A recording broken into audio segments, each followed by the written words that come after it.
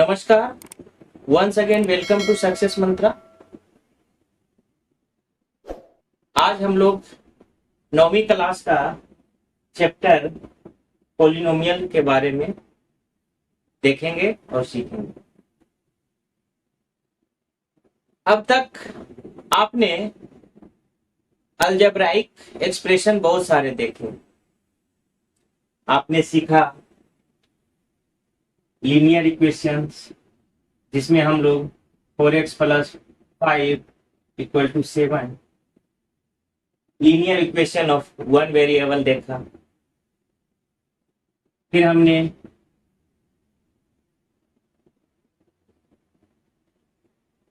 Quadratic equation देखा। फिर हमने linear equation in two variable देखा।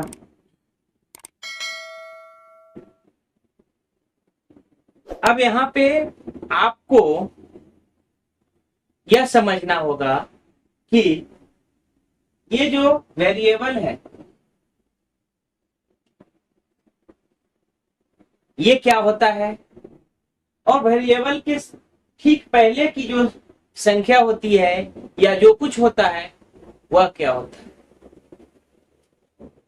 तो आज का चैप्टर पॉलिनोमियल यानी बहुपद है, जिसमें बहुत सारे पॉइंट आपका क्लियर होगा। चलिए तो समझने का प्रयास करते हैं।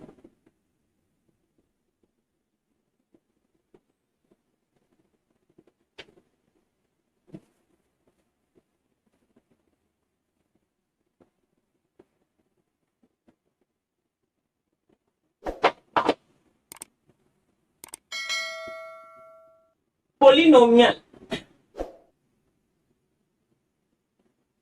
पोली प्लस नोमियल। पोली का मतलब होता है मेनी और नोमियल का मतलब होता है टर्म। इसीलिए हिंदी में इसको बहुपद कहा जाता है। मेनी मतलब बहुत सारा और टर्म मतलब पद, यानी कि वैसा एक्सप्रेशन जिसमें बहुत सारे पद हो उसे हम लोग पोलिनोमियल कहते हैं या पोलिनोमियल एक्सप्रेशन कहते हैं। तो सबसे पहले हम लोग जानेंगे कि पोलिनोमियल में पोली मतलब तो समझ गए बहु, और नोमियल मतलब टर्म। अब टर्म क्या होता है? सपोज हमने लिखा 2x² + 5, 2x² + 5 एक लिखे, दूसरा लिखे 2x³ + 5x² + 7, तीसरा लिखे -5x⁴ + 3x³ + 2x² + 7। अब देखिए एक और लिख लेते हैं 2x², ठीक है।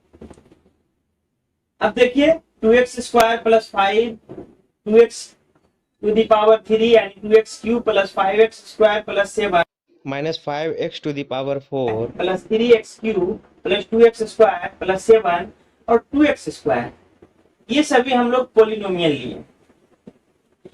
अब इसमें देखिए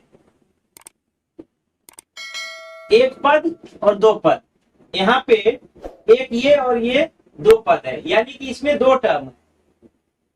इसमें 1 2 3 तीन टर्म है, और इसमें 1 2 3 4 टर्म है, और इसमें एक टर्म है। तो टोटल जो टर्म पहले हम लोग समझ लेते हैं क्या होता है। ये तो समझ में आ गया, दो टर्म, तीन टर्म, चार टर्म और ये एक टर्म।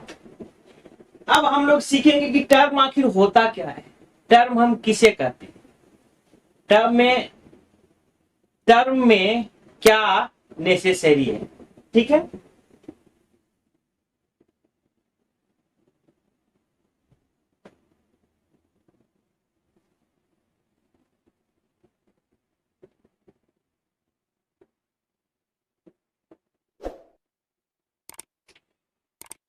देखिए एक टर्म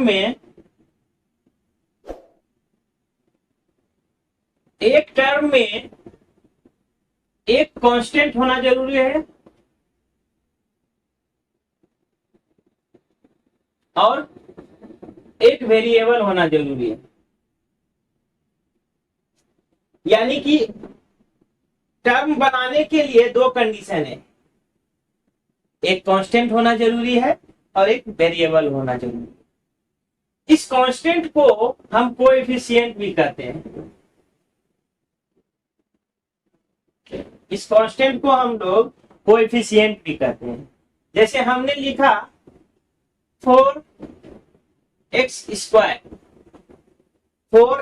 स्क्वायर लिख दिए, तो ये क्या हो गया, एक टर्म बन गया। ये एक टर्म बन गया जिसमें वेरिएबल का पावर जो है वह 2 है और x का कोएफिशिएंट जो है वह 4 है। यानी यहां हम लिख सकते हैं coefficient of x equal to 4 and power equal to 2। x का जो मैक्सिमम घात है वो 2 है। आगे के एक्सरसाइज में बहुत सारा आप देखोगे, पहले आप आज ध्यान से देखो और समझ लो इसको। तो पोलिनोमियल आपने देख लिया।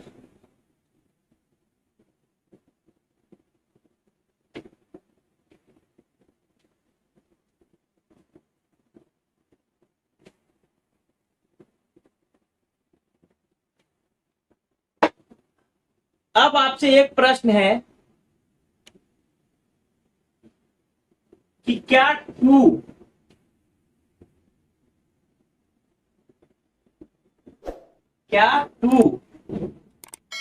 एक टर्म है या नहीं है? क्या 2 या 3 या 4 या whatever एक टर्म है या नहीं है?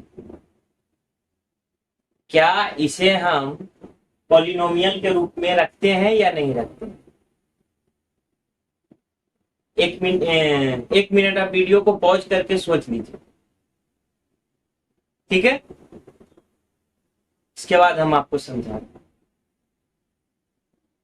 2 जो है एक पॉलिनोमियल है। यह एक पॉलिनोमियल है जिसमें 2 को हम लोग 2 into x to the power 0 लिख सकते हैं। 2 into x to the power 0। Polynomial की परिभाषा में ऐसा कहा गया है कि पॉलिनोमियल हम उसे कहेंगे जिसमें x का घात जो है होल नंबर होनी चाहिए। पहले इसको आप देख लो।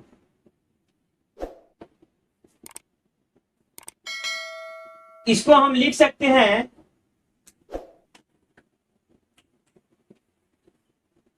2 into x to the power 0। इसको हम प्रूफ करके दिखा देते हैं।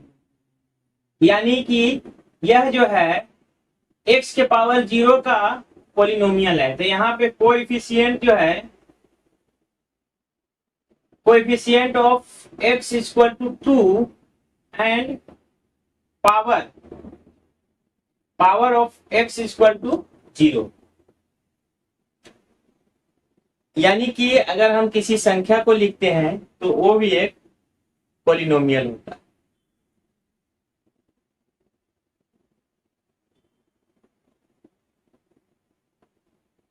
पॉलिनोमियल होने का कंडीशन क्या है? अभी हम बताए थे टर्म का जो कंडीशन है वही पॉलिनोमियल का है। और इसमें क्या है कि पॉलिनोमियल होने के लिए वेरिएबल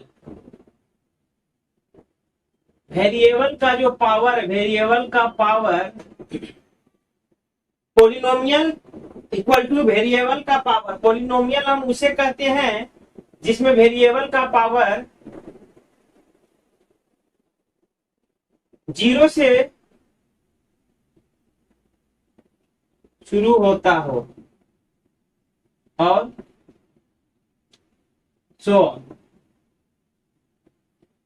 अनंत तक हो सकता है। यानी कि अगर हम देखें तो 0 जो है होल नंबर है, तो पोलिनोमियल होने के लिए सबसे बड़ा जो शर्त है वह क्या है, एक्सपोनेंट, यानी पावर जो है या घात जो है उसको एक्सपोनेंट कहा जाता है। वेरिएबल का पावर जो है, पावर को ही हम लोग कहते हैं, पावर को हम लोग कहते हैं एक्सपोनेंट, एक्सपोनेंट। तो वेरिएबल का पावर जो है 0 से होता है, यानी कि पोलिनोमियल होने का सबसे पहला शर्त है कि पावर जो है वह होल नंबर होना चाहिए, होल नंबर होना चाहिए।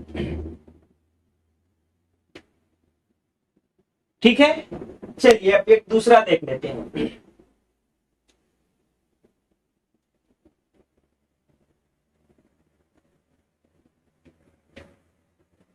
दूसरा देखते हैं इसमें।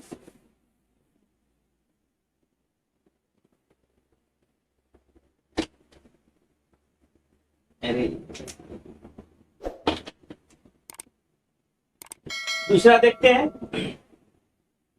अगर हम लिखते हैं x प्लस 1/x या x square plus 1/x square, x square plus 1/x square, क्या यह पोलिनोमियल है?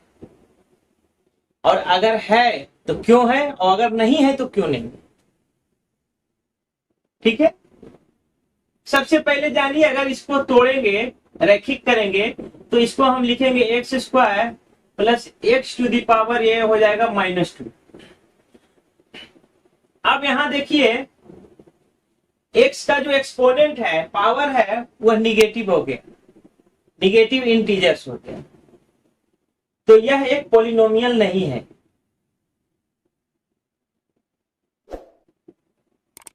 पोलिनोमियल नहीं है, क्यों?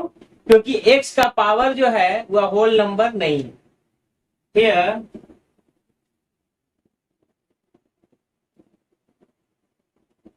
एक्सपोनेंट यानी power, exponent of x is equal to -2, which is not a whole number. So we can say that x square plus 1/x square is not a polynomial. ठीक है, x का power यहाँ पे negative हो गया, इसलिए हम कह सकते हैं कि x square plus 1/x square जो है यह पोलिनोमियल नहीं है। एक उदाहरण और देख लेते हैं।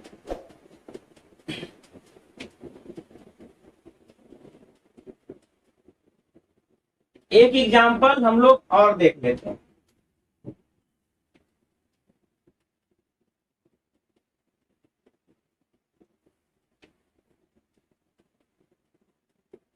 एक उदाहरण देखते हैं, √x प्लस √x, क्या यह पोलिनोमियल है? क्या यह पोलिनोमियल है?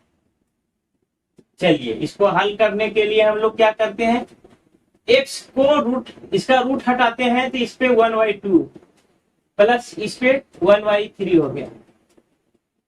अब देखिए, here पावर ऑफ x, या पावर को हम एक्सपोनेंट भी कर सकते हैं, या exponent of x is here a rational number.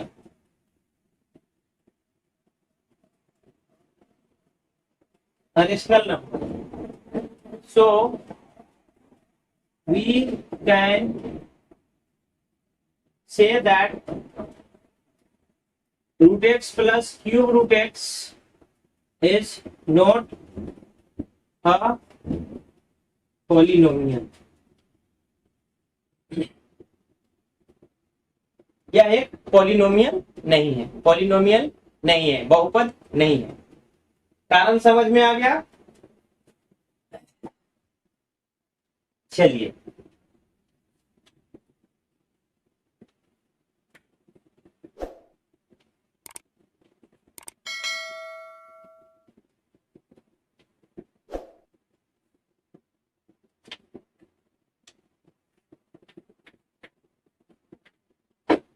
अब एक उदाहरण और ले लेते हैं।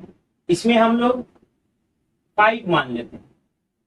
क्या 5 एक पॉलिनोमियल है? क्या 5 एक पॉलिनोमियल है?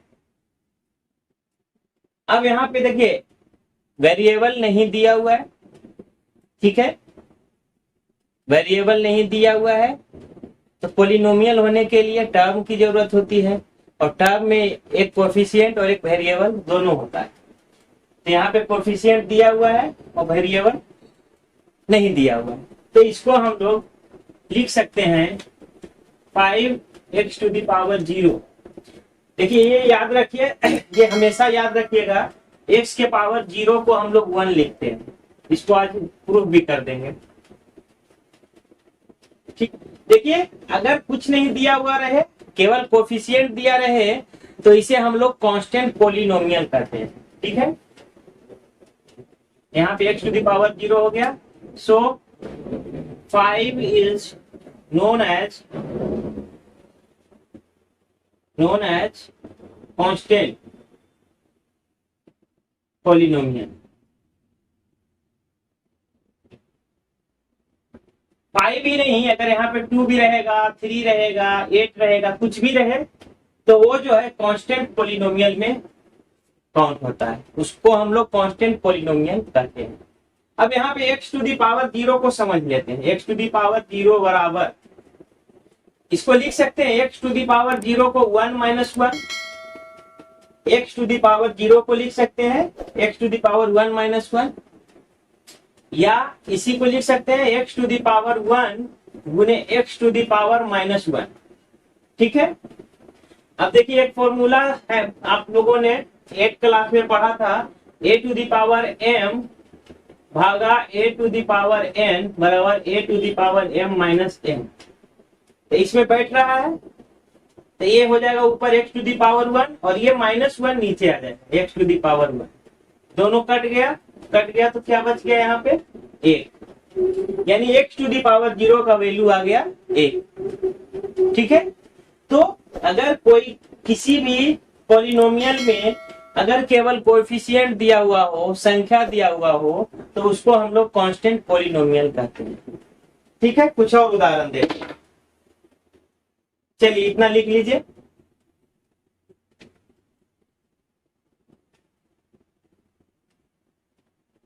देखिए एक क्वेश्चन है -5x³ + 4x² + 5x - 3। इसमें देखिए एक टर्म, 2 टर्म, 3 टर्म और ये 4 टर्म हो गया, टोटल 4 टर्म हो गया। तो हमें x का यहाँ पे एक्सपोनेंट दिया हुआ है, सब जगह एक्सपोनेंट दिया हुआ है, यानी x का पावर दिया हुआ है, जिसको डिग्री, 3 नाम है इसका, एक्सपोनेंट, पावर और डिग्री। तो यहाँ पे हाईएस्ट डिग्री x³ है, ठीक है। तो हम लिखेंगे यहाँ पे, अगर कोएफिशिएंट निकालना है, coefficient of x³ equal to, coefficient of x³ यहाँ पे क्या होगा, x³ के पहले क्या लगा हुआ है, -5 लिखा है, तो यहाँ पे -5 हो जाएगा। कोएफिशिएंट ऑफ x² बराबर क्या हो जाएगा, +4 हो जाएगा। कोएफिशिएंट ऑफ x बराबर क्या हो जाएगा, 5 हो जाएगा। और यहाँ पे कोएफिशिएंट कुछ नहीं है, मतलब x⁻0 है, अभी समझ लिए थे। तो इसका कोएफिशिएंट ऑफ x⁻0 बराबर -3। तो को अगर किसी भी संख्या में पॉलिनोमियल का टर्म दिया हुआ हो, तो आपको अगर कोएफिशिएंट निकालना हो तो निकाल सकते हैं। दोस्तों चलिए, तो आज के लिए बस इतना ही। आगे के वीडियो में बने रहने के लिए सक्सेस मंत्रा चैनल को सब्सक्राइब करिए और बेल आइकन को और नोटिफिकेशन के लिए प्रेस करिए ताकि आपको सक्सेस मंत्रा का वीडियो सबसे पहले प्राप्त हो। चलिए बाय।